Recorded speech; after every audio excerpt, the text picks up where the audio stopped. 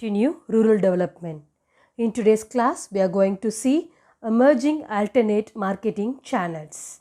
Yes, the first point, origin of farmers market.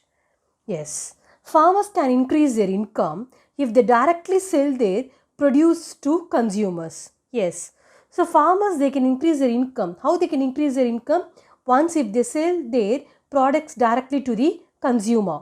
So as a result, the concept of farmer market was started to give boost to the small farmer by providing them direct access to the consumer and eliminating the middleman.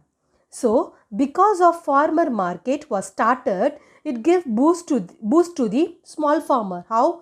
Because in this, what will happen? The farmer as well as the consumer will have a direct contact, isn't it? So, if it happens like this will eliminate the middleman. See, we can check it with an example of those channels are Apni Mandi in Punjab, Haryana and Rajasthan, and Udar Sandai farmer market in Tamil Nadu. Yes, now the second point, alliance with national and multinational companies.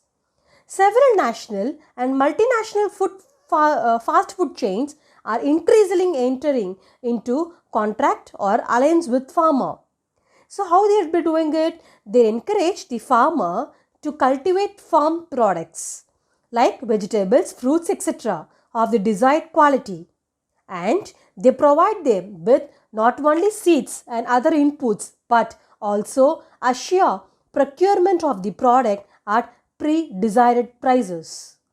And at the last, it is argued that such arrangements will help in reducing the price risk of farmer and expand the market for farm products. So these are the 2 points which come under an emerging alternate marketing channel.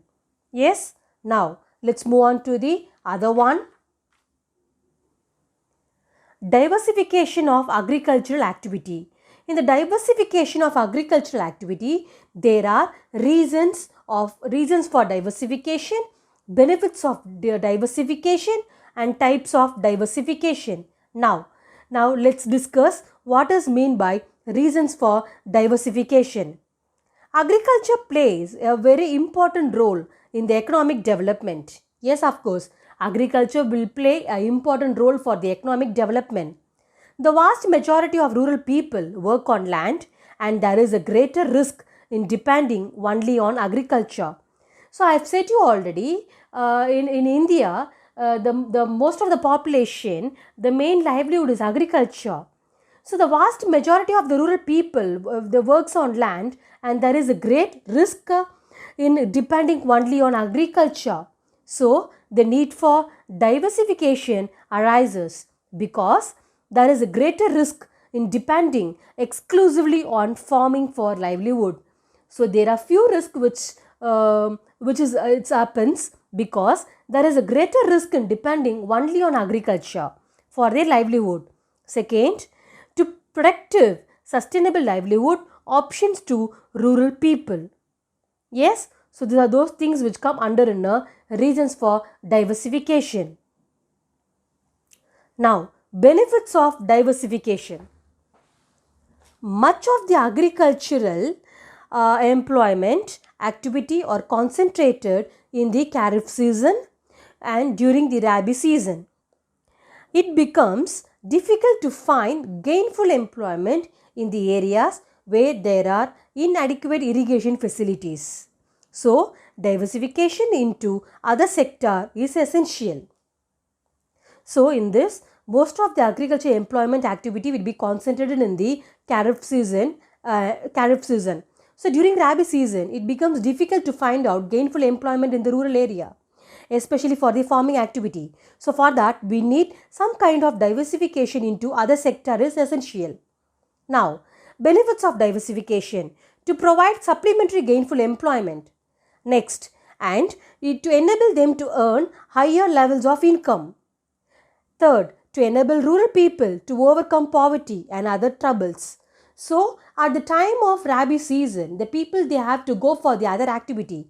If they were doing it like that, what will happen? That will provide them supplementary gainful employment and it will enable them to earn higher level of income And third, to enable rural people to overcome poverty and other troubles.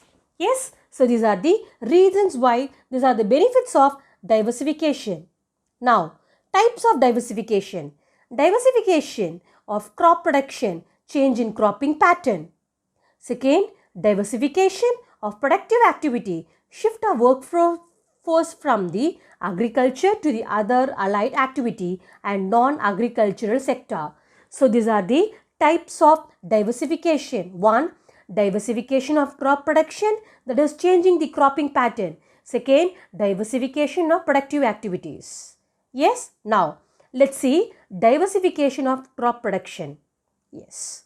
Diversification of crop production refers to a system of multiple cropping rather than monocropping. So, in this diversification, they were telling that the people they have to equip with the multiple cropping rather than with the monocropping. It may also mean a shift from subsistence farming to commercial farming. It also means to shift from subsistence to the commercial farming. It has three advantages. One, it lower the risk of farmer on account of failure of monsoon. Second, it enhances the scope for commercialization of farming. Third, minimize the market risk arising due to price fluctuation. So for this reason, we need diversification of crop production. Now, let's move on to the other one, diversification of productive activities. Diversification of productive activity imply a shift from crop farming to the non-farming areas of employment. If I tell you the non-farm areas of employment, which includes animal husbandry, fisheries, horticulture, cottage and household industries, and then at the last point of information technology, even villages a knowledge center. So, those points which come under in diversification of productive activities. So far we have discussed about emerging alternative marketing channel. Yes, and then what are the diversification of agriculture activity? In the diversification of agriculture activity, there are diversification like reasons for diversification, benefits of diversification and types of diversification.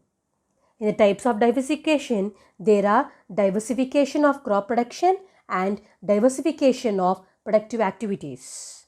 Yes, thank you students.